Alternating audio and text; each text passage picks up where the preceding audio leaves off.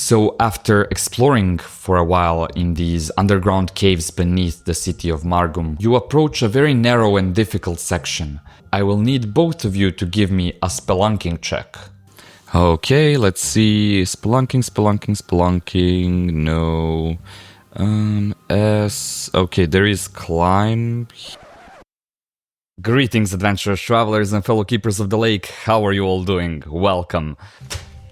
Most games have skills and stats, and these are used to model your character, to make it distinct, to customize it in a way. Well, it boils down to them just being numbers that you add to a roll. And it works fine when you're customizing your character on a very granular level, but for most games, it is a bit too much. I mean, you can see that over the years, some games have started reducing this amount of skills from Pathfinder 1 to Pathfinder 2.5-ish. Also in D&D, like you can really see that Pathfinder kind of completely came from 3.5, and then you have the new character sheets that are much more reduced. And some games in the indie scene have removed skills altogether. You have Indiscard RPG, Shadow Dark, even like Cairn, which was super popular. Even Grit has no skills. It's a game that my friend and fellow YouTuber has made. Check it out. The main philosophy here is that skills are based on your stats, so why just don't use those instead? But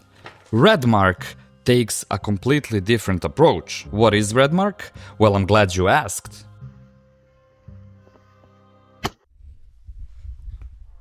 RedMark is a modern psychological thriller horror TTRPG that blends horror, action, and the mundane reality of being human. It's inspired by Call of Cthulhu and Cult. It sits somewhere right in the middle of those two games, spooky horror-wise and crunch-wise. So traditional monster has HP stuff is out of the window. Instead we focus on atmosphere, mystery, crumbling world, not much different from our own. We want drama. We want humans being humans to be the biggest hurdle. But, of course, there is some paranormal stuff in here as well. Wouldn't it be cool if I just used the book from the Get Barbaric video, if that book was still intact? I mean, this works too, as the pre-order edition. Don't pre-order stuff. So, back to the skills. I see skills as narrative's natural predators. They just don't work for horror. For me at least. Matt Colwell once said that you should only homebrew when you have strong opinions on things, and that is why we are building stuff. Skills add customizability, but they can slow gameplay. You still want to have some skills or stats, something to roll and customize, but you don't need 20. Also, you want players to really think about what they are going to do and not just announce one of the skills they want to roll, which is kind of metagaming, but people still do it, even experienced people. You want them to describe everything, not to care about a skill at all. Or you want them to care about the skill so much that they're willing to roleplay heaven just to be able to roll it. So in our last campaign we played Cthulhu Eternal, and oh my god, what do you roll when you want to investigate a room? Sometimes I just don't understand why I need to roll perception in real life just to see where perception is on a piece of paper. And that was the point when we started to actually brainstorm how to handle these things. So if we remove all the skills, we are left with just stats. Even though they encompass a lot of actions, I don't think they always fit every genre or every scenario. Again, just my opinion, but I don't like the 6 regular stats in my horror or psychological investigative settings. Our aha moment was that skills shouldn't be a list of arbitrary abilities. Instead, they should answer the question, what is your character doing? And I think everything that a person can do can be categorized in these extra special foundational 6 core skills.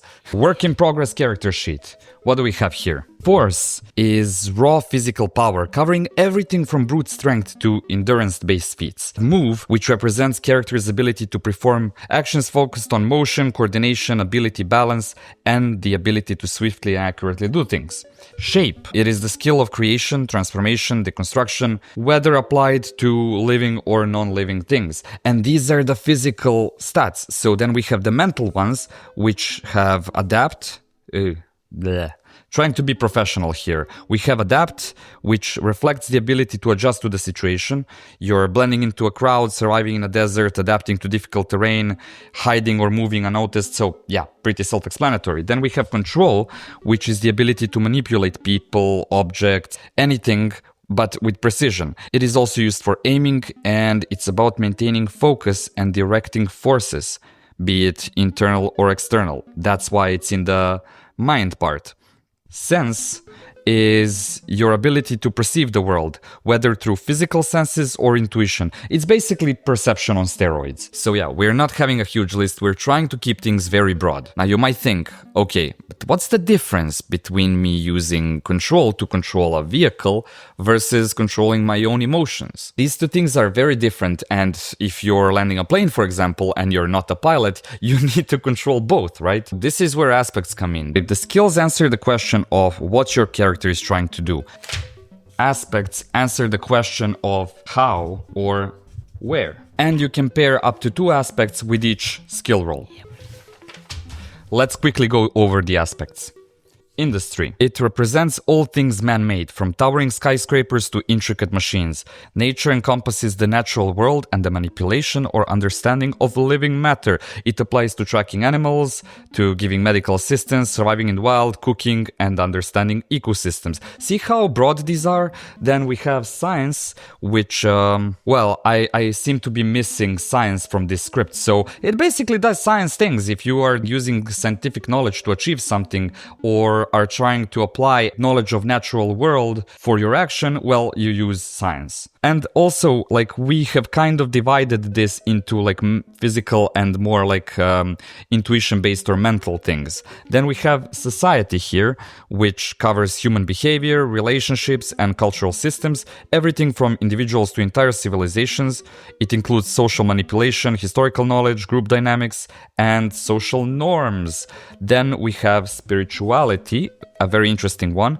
It represents personal and cultural understanding of the metaphysical. It's including knowledge about rituals, philosophies, religious practices, historical knowledge, and interpretations of holy and the occult. Spirituality is the attempt to make sense and understand the void.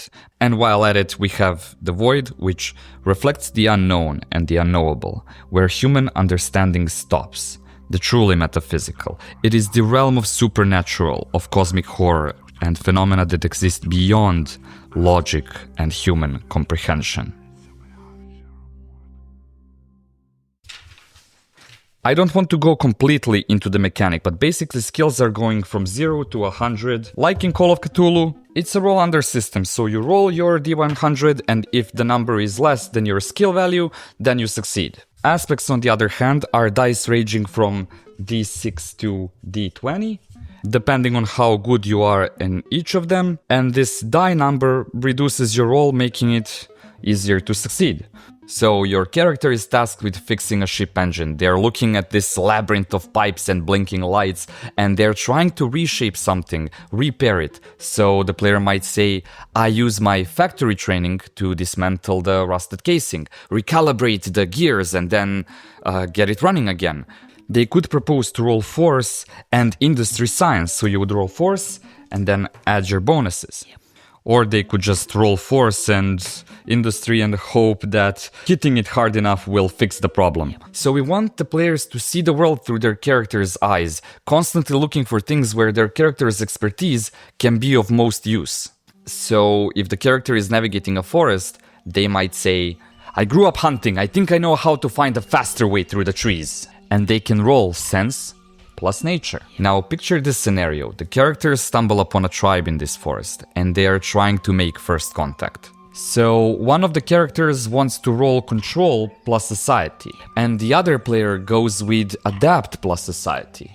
And this is where we come to divergent outcomes. Not every combination of skills and aspects will yield the same result. Using control plus society means that you're full of confidence and approach the situation with this attitude. And failing that might come off as manipulative, and it can be risky. Whereas adapt plus society would be more like you're trying to adapt, you're trying to blend in, and even if you fail, the tribe might still recognize that you're trying to adopt their customs. I mean, for me, it's a great source of inspiration as a GM. I mean, I can use it like a binary thing for resolving stuff, like, okay, you want to do something, roll success or fail, or I can look closer and find different levels of success or different levels of interaction in them, depending on which skill and which aspects are being used. Let's say the PCs are watching the tribe from a safe distance, and they ask, what do I see? So first of all, they can roll pure sense, and they would get a very broad description of the scene. They can also roll sense plus industry, in which case you're focusing all your senses into industry. So they are going to get a bunch of information about the tribe's technological development, for example, how they live, how they work.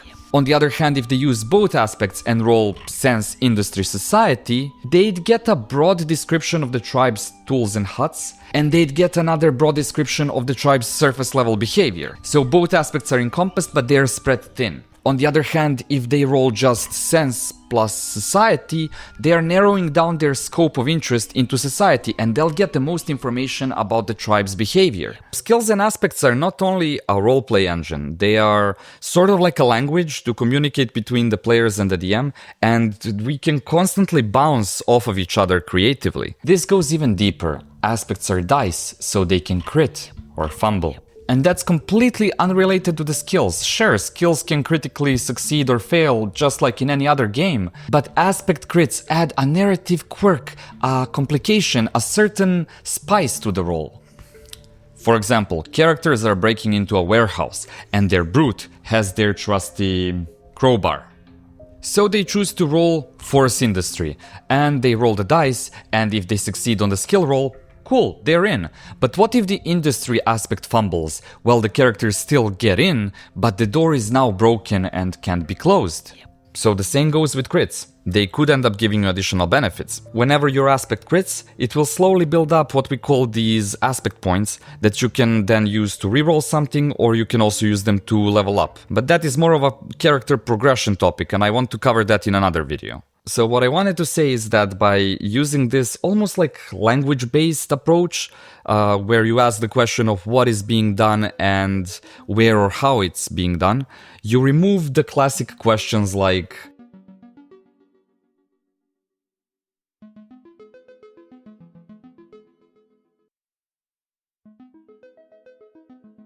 I think that it really encourages roleplay and creative problem solving, and I think aspects create this really interesting risk versus reward type of situations.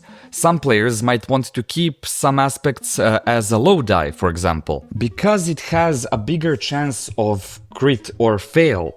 And it's just swingy like that, and for some things you want them to be swingy, to be able to crit or fumble more often while having a very little numerical bonus. But on other aspects you want them to give you a better numerical bonus and be less swingy.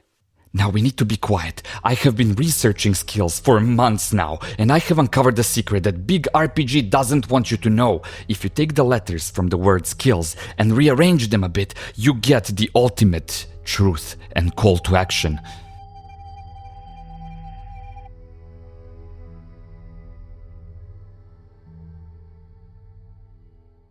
So, RedMark is being playtested every week, multiple times sometimes, with different people, different levels of experience. It ended up being a much bigger undertaking than I ever anticipated. This core skill and aspects part is set in stone, it's the DNA of every other mechanic in the game. So the plan here is for me to start putting out more and more videos about RedMark's mechanics. And of course, as a designer, I really like the idea of the community being part of the development process, even if it's a bit scary.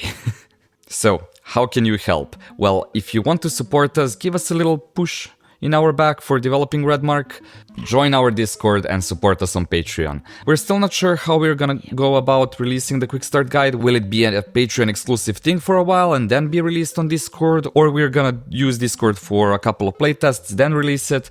We're still figuring that out. Until next time, keep your dice rolling and your minds sharp, and with that I bid you